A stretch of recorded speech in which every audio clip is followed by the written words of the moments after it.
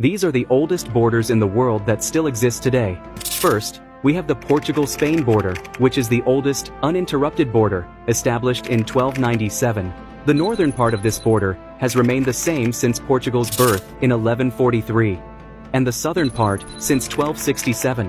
Although the border town of Olivenza was never returned by Spain after its invasion in 1801, we can still include the Portugal-Spain border in the top. In second place, we have France's neighbor, Monaco. Completely surrounded by France, its border has remained unchanged since 1297.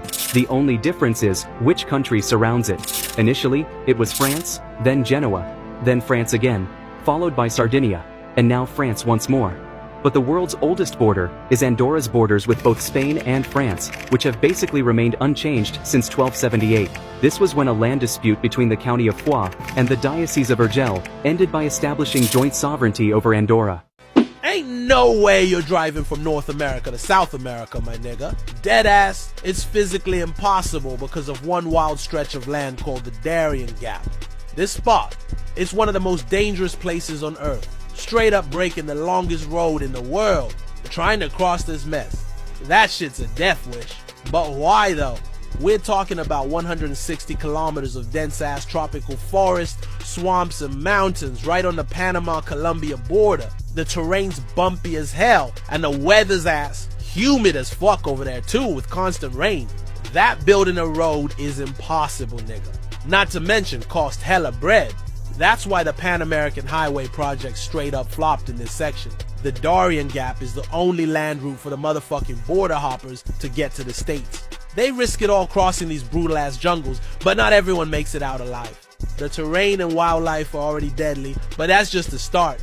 The lack of government control makes this area a fucking spawn point for criminals, smugglers, and gangs. Them niggas be getting jumped. On, gang! You probably never knew that the whole ass continent of Antarctica don't belong to nobody, nigga. Dead ass. That the southernmost continent ain't nobody's. We're talking a landmass almost as big as 2 Australias. Bigger than the US, China, or motherfucking Canada. And get this, its size even changes with the seasons. In winter, when the ice stacks up, this bitch gets bigger than Russia. Almost the size of my BBC for real. But when summer rolls around, shit shrinks back down again. Let me tell your whole ass something. Antarctica was discovered just over 200 years ago, and countries started eyeing that shit like it was a Hellcat in the hood. France, Norway, and the UK were the first to try and claim it. Britain even passed some of it off to Australia and New Zealand later on. Then Chile and Argentina hopped in, staking their own claims.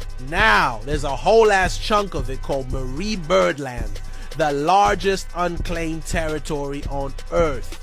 During the Cold War, niggas got paranoid about nuclear tests popping off in this icy wasteland.